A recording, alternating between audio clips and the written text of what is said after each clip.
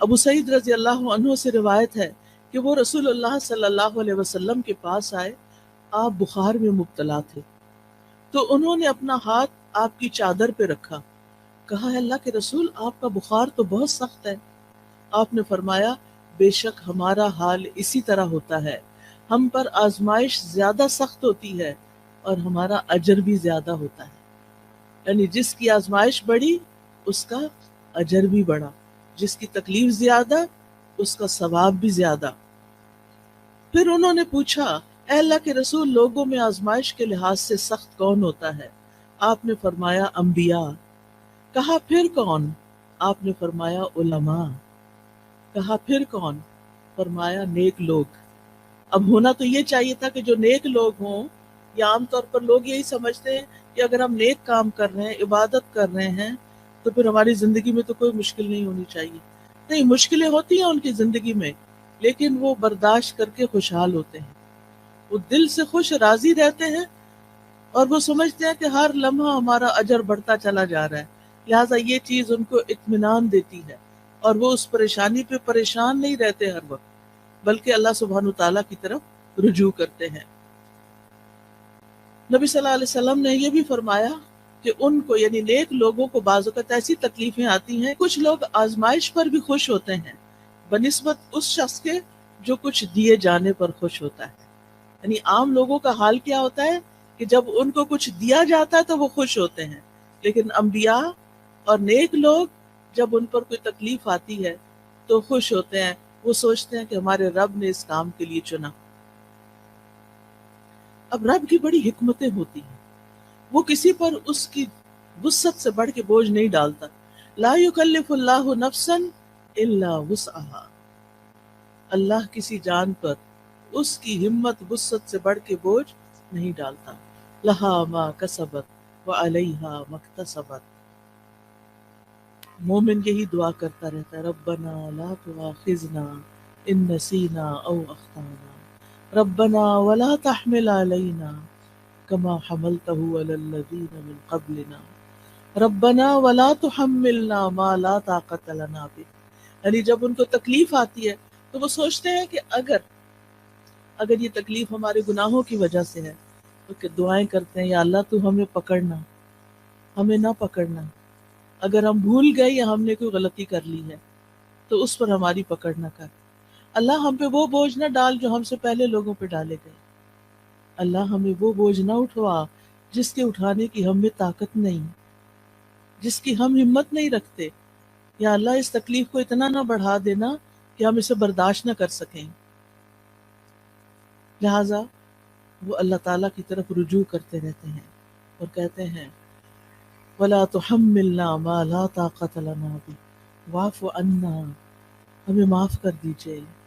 وَاغْفِرْ لَنَا، ہمیں بخش دیجئے، وَارْحَمْنَا، ہم پہ رحم فرمائیے،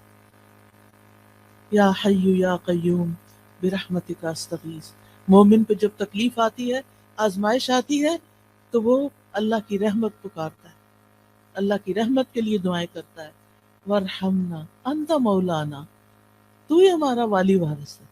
تو ہی ہمارا مولا ہے، فَانْصُرْنَا عَلَى الْقَوْمِ الْكَافِرِينَ، ہمیں کافر قوم کے مقابلے میں مدد عطا فرما، ہم تیری مدد کے محتاج ہیں۔ اور اس میں آپ دیکھیے کہ اس قوم میں سب سے پہلے تو ابلیس آتا ہے، شیطان آتا ہے، جو وسوسے ڈال ڈال کے اللہ سے بدگمان کرتا ہے، تو یا اللہ ہمیں اس کے مقابلے میں طاقتور کر دے، تو ہماری مدد فرما، ہم پر رحم فرما۔ پھر اسی طرح ہم دیکھتے ہیں کہ نبی صلی اللہ علیہ وسلم ہر طرح کی تکلیفوں سے آزمائے گئے، یتیم پیدا ہوئے، ماں بھی فوت ہو گئی چھوٹی عمر میں، پھر دادا فوت ہو گئے، پھر چچا مددگار تھے عین مصیبت کے سال وہ بھی فوت ہو گئے، بیوی بڑی غمگسار تھی حضرت خدیجہ، وہ بھی فوت ہو گئی،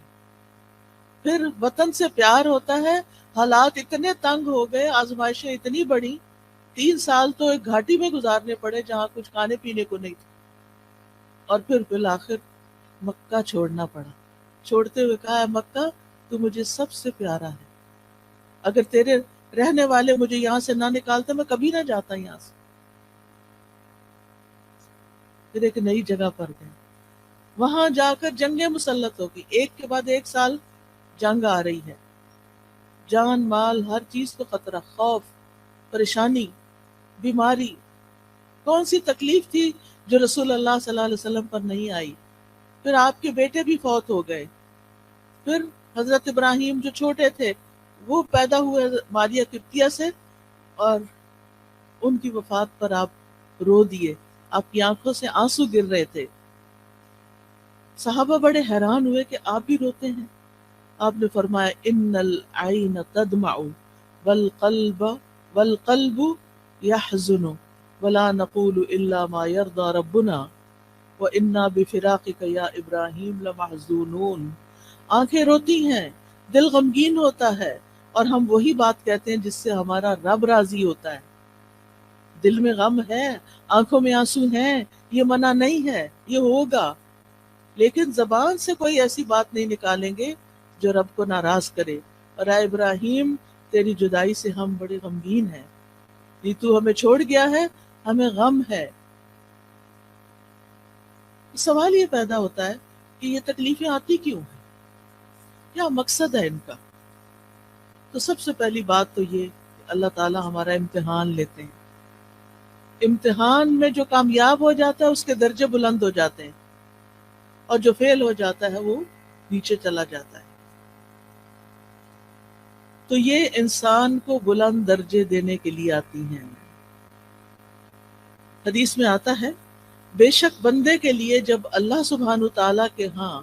ایک مقام مرتبہ مقدر ہو چکا ہوتا ہے، یعنی اس کو وہ بلند مقام دینا ہے، لیکن وہ بندہ اپنے اعمال کی بنا پر اس تک نہیں پہنچ سکتا،